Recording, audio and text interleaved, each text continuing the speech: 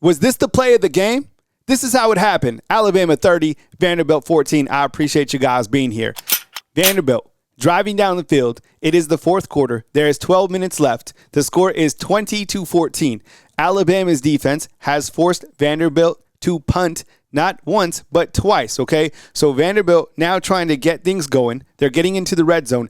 Diego Pavia back to pass. Can the Alabama defense come up with another big play? Yes, they do. It's an interception by Keon Sabb.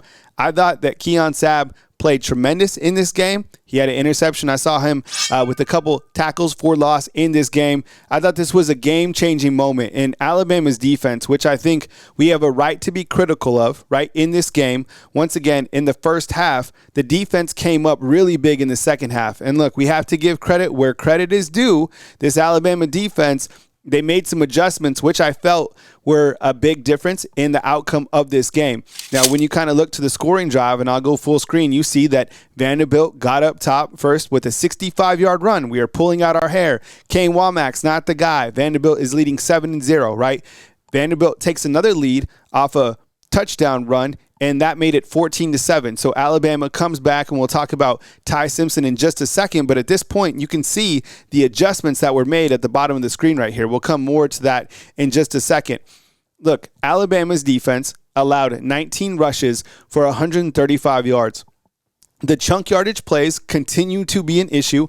There was a 65-yard run, as I just spoke about, and Diego Pavia had a long run of 36. He ends the game with 58, and Alexander goes for 76. Pavia up top, under 200 yards, going up against Alabama's very good pass defense, which, look, again, the first half, I'm screaming with you. I get it. I was frustrated. But when you zoom out, think about the plays that Alabama's defensive secondary made. I saw Dejon Lee stop a touchdown. I saw Zabian Brown stop a touchdown. I thought Keon Sabb, he came up with that interception. Bray Hubbard made a big tackle downfield. Alabama's secondary playing really good. Zay Mincy, that was a weird play at the end where he had an interception and then it was called back. That was a weird play just all to begin with. I saw Justin Jefferson play really well. You can give out a lot of game balls. Plus, I saw some freshmen playing. I saw Justin Hill, Dejon Lee, as I mentioned, London Simmons.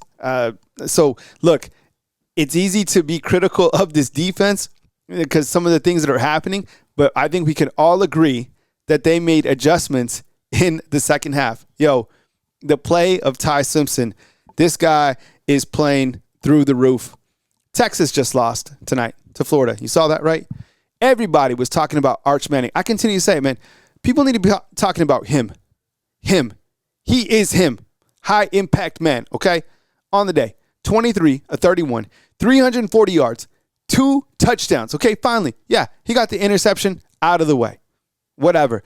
Came back. He battled 23-31. And what stands out most to me is this over here.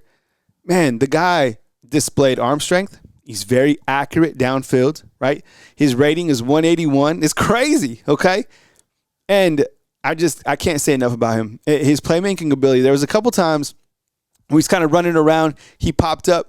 He threw a completed pass.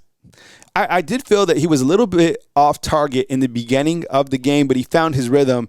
And that lightning possession, when they went 90 yards or whatever in a minute and 11, that was crazy work by Alabama.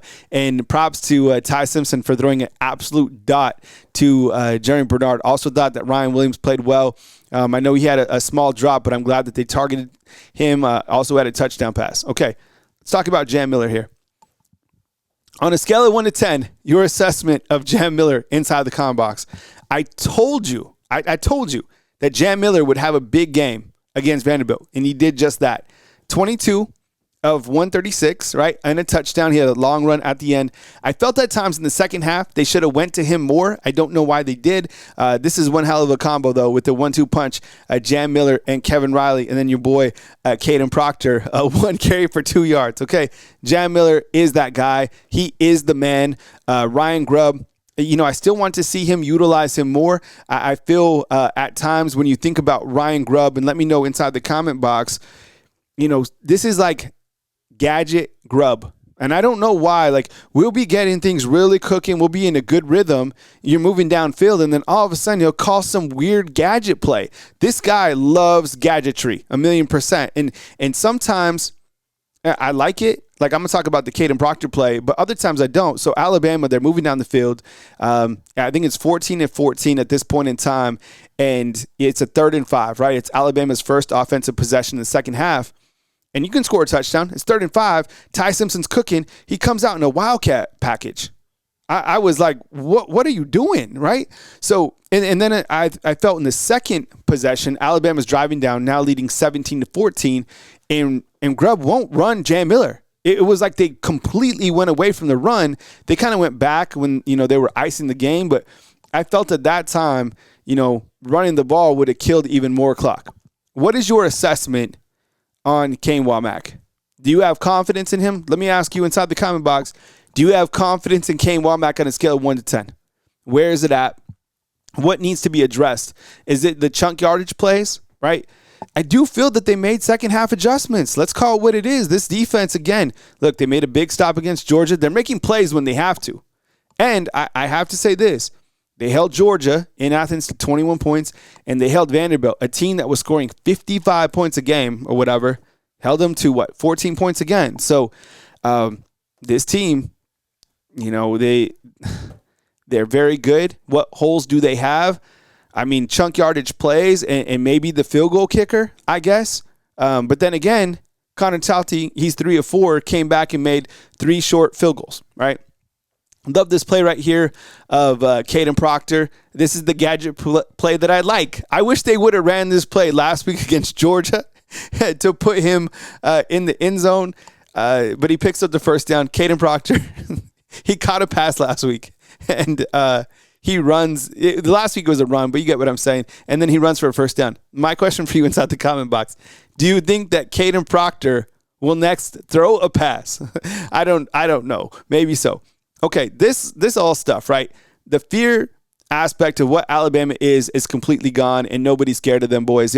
This narrative will continue to go extinct the more Alabama just steps on the field and takes care of business, plain and simple, okay?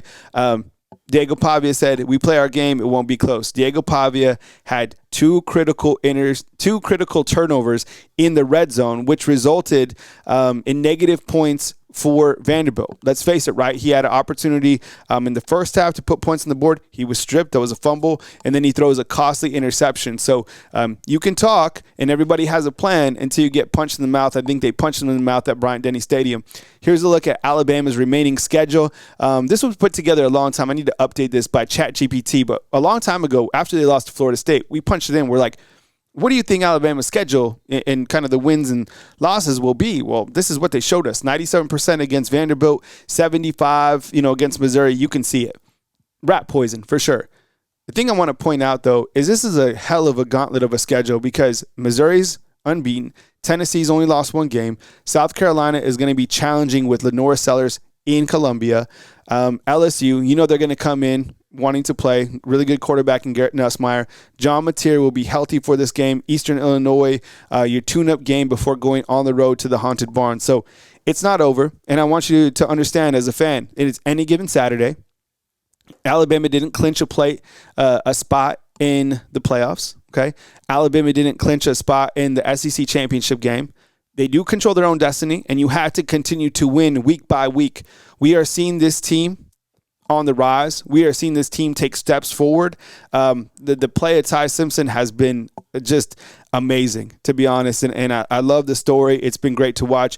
Gutty victory against a good Vanderbilt football team. That is a good football team. Alabama's beat 2 quality top 20 teams in back-to-back weeks, and now they get ready for another one in Missouri. I appreciate you guys being here. Please run the thumbs up on all these videos and catch me next time right here on Bama Football on YouTube or as news happens. Thanks for watching.